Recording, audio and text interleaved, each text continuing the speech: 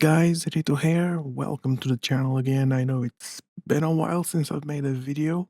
Uh, this one is a bit of an important one because I'm actually getting tired of seeing things like this on iRacing, and I think it needs to be addressed. I'm specifically talking about this guy. Well, not the guy. This is the guy that uploaded the video because they recorded. A guy that had 518 incidents during the Daytona 24. They basically just, well, you can see for yourself, they just kept spinning, kept having incidents, and just having pretty much zero self-awareness and ruining the race for almost everyone in the lobby. I believe this was split 13 from what I heard. But look, it's not that they don't have the skill. Like, it's fine if you're not good at the game. But when it gets to the point where you're constantly getting in a way in a 24-hour race. By the way, I think this was the only person that was driving because they were in the race for the 24 hours.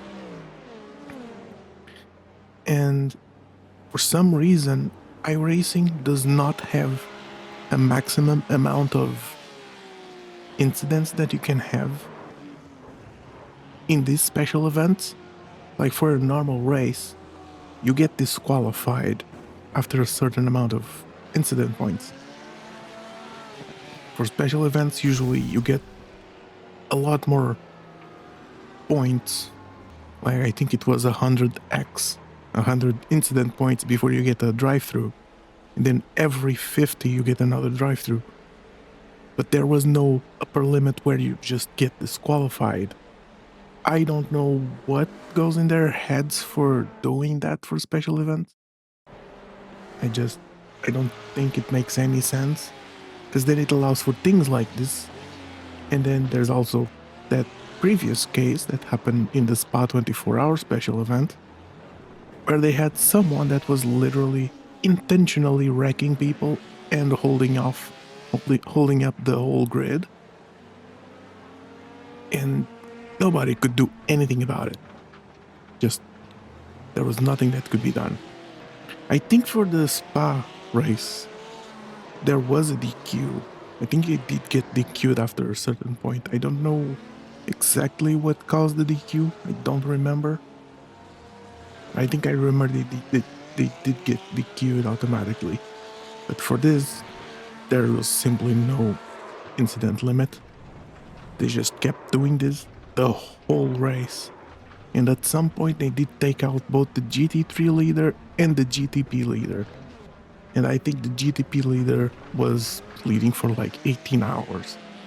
Let me see if I can find it. Is this the one? I think this is the one. That was the GTP leader. You can see right here, it says 1 on that board. That's usually where it says the position. They were leading. That's the leaders. And you gotta understand, like, there's people that take days, weeks to practice for these events because it's like, it's the closest they can get to the real thing, you know, experiencing the real thing. And just, this is inexcusable, in my opinion. Like, iRacing should have something to stop this from happening.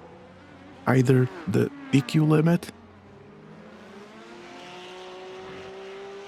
and another thing they should, I think, and I know this will probably be an unpopular opinion for some people, but special events should be for B and A class only, in my opinion. There shouldn't be C and D class. And I know for a fact that iRacing just lets those people also join just so they can inflate the numbers, so they go on social media and say, oh, look how many people signed up for our special event. Like, I do not believe it's for any other reason. And yes, accessibility as well, a little bit, but I mean, I'm all in for accessibility, but there has to be a limit, or at least maybe split those people in those lower safety ratings into like another split, like that's just for that people, and even then it's still gonna ruin other people's races. It makes no sense still. Like, I don't know, this is just my opinion. Something they should probably do that would probably help. And iRacing, you make enough funding that you can afford to do something like this, but like just have one or two people available at each time slot. Like just spread the people and like have a button in the UI that, you know, when you right click someone, you get a list of options. Have one option that if enough people in the lobby press that option, like it's like a report or a request help or something, if enough people in the lobby press that button, it actually pings someone from iRacing to come and check the lobby to deal with any of these extreme cases. Because this was recorded by someone, but there's probably other cases in the special event where this also happened, and we'll never know because people didn't record.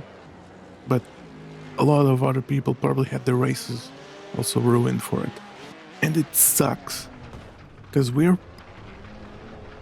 many of these people probably spent several $100s in the sim buying different cars, different tracks, paying for the subscription. And this is the treatment that we deserve, not have the races be at least slightly moderated. Like people put, like I said, weeks into practicing for these things. Maybe it's the one time of the year that they get to actually drive with teammates, friends of them, for a special event like this. And it sucks. That's my take on it. I don't know if iRacing is gonna do anything about it. I honestly don't think they will. Like another thing, they could maybe just have a place on the forums where like someone can just go post there and some moderators can just be ready to read any reports like that. But whatever, something has to be done. But honestly, after the split 22 at Spa thing, nothing was done about it other than just, I think they suspended the drivers for a bit of time. I don't know for how long, but probably not long. It's infuriating.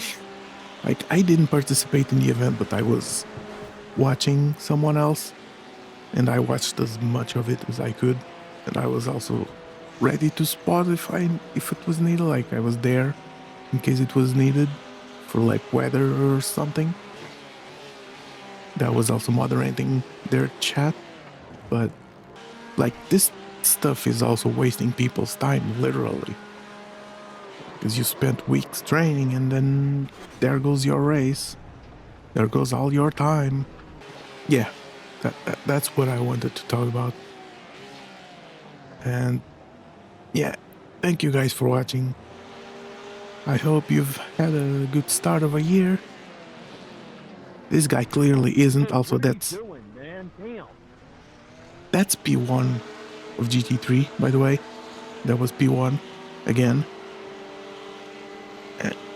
Yeah, oh, I think this one was a big one as well. Watch this. Like, why? Anton, you freaking idiot. Why? That was, I think that was P10 that said on the thing on the side. Yeah, he should probably be reported. Like, he's not even trying. Yeah. That's all I have to say.